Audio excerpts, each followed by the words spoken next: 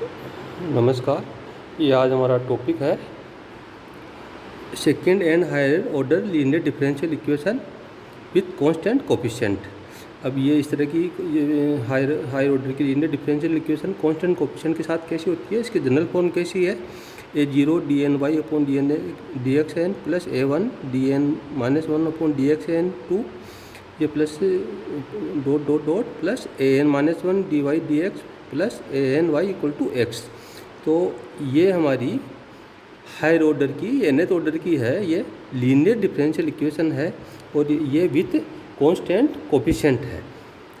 यहाँ a0 a1 a2 an minus 1 an ये सारे कांस्टेंट्स हैं और जो कैपिटल x है ये फंक्शन है x का।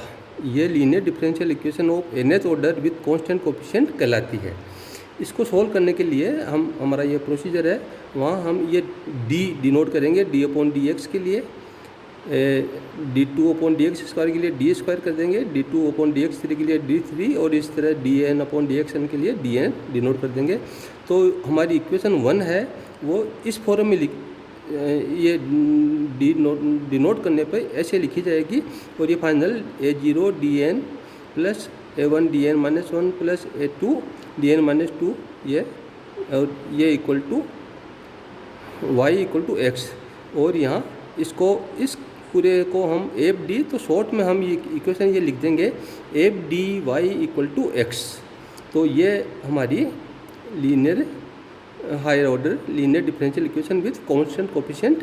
और यहाँ एफ डी है वो एफ डी की वैल्यू है a0 dn upon a1 dn minus 1 a2 dn minus 2 ये हमारी वैल्यू होगी। तो इस तरह की इक्वेशन होगी, उसको हम ये कैसे सोल्व ऐसे डिनोट करके सोल्व करते हैं। ये इक्वेशन को सॉल्यूशन के लिए इसके दो पार्ट हैं। इसमें एक कम्प्लीमेंट्री फंक्शन होगा आधा पार्ट पर्टिकुलर इंटीग्रल होगा। तो इसका आधा पार्ट पहले हम देखते हैं कि कम्प्लीमेंट्री फंक्शन क्या होता है। कम्प्लीमेंट्री फंक्शन जब हमारी दी हुई कोई हायर ऑर्डर की लीनियर डिफरेंशियल इक्वेशन है, उसका राइट हैंड साइड जो कांस्टेंट कोफिशिएंट है उसको जीरो लिख के और हम उसका सॉल्यूशन निकालते हैं, तो वो सॉल्यूशन कम्प्लीमेंट्री फंक्शन कहलाता है। तो ये इक्वेशन नंबर 4 है। 4 में यहाँ राइट हैंड साइड में x की जगह हमने 0 लिख दिया और इसका हम सॉल्यूशन निकालेंगे, वो कम्प्लीमेंट्री फंक्शन कहलाएगा। तो अब इसके सॉल्यूशन के लिए हमारे पास ये एक मेथड है, हम इसकी ऑक्सिलरी इक्वेशन लिखते हैं इसकी।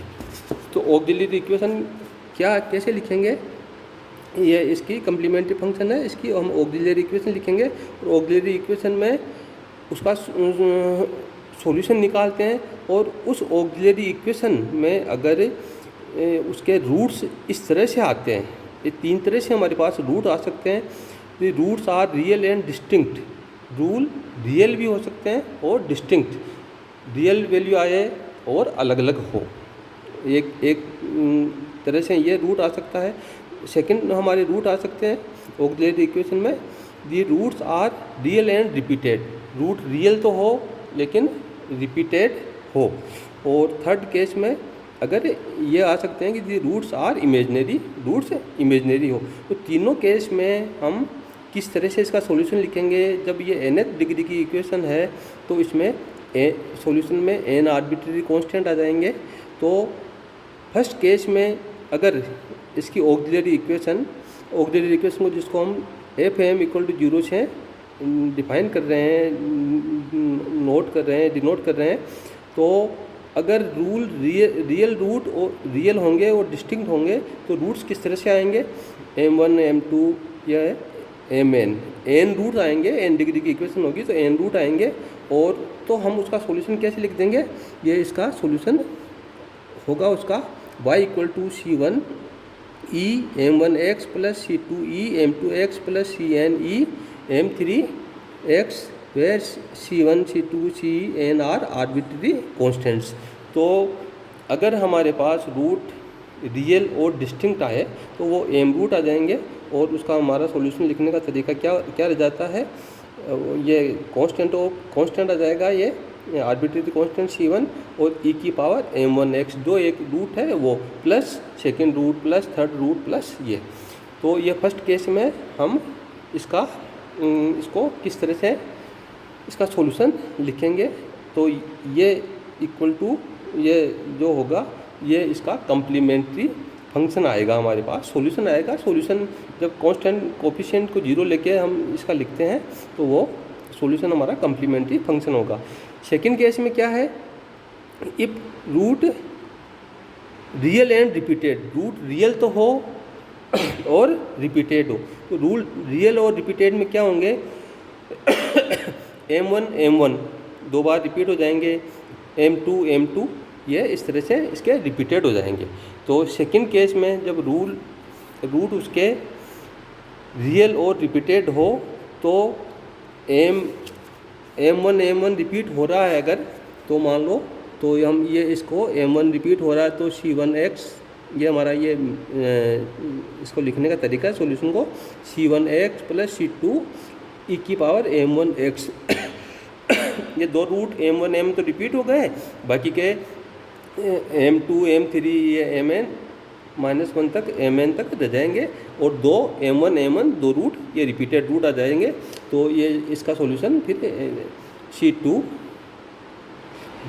e की power m2x plus c3 e की power m3x plus cn e की पावर mnx आ जाएगा। तो ये रिपीटेड रूट के लिए अगर दो रिपीट हो रहे हैं तो ये है, तीन रिपीट होते हैं तो ये तीन रिपीट में c1x square plus c2x plus c3 और m1x आ जाएगा।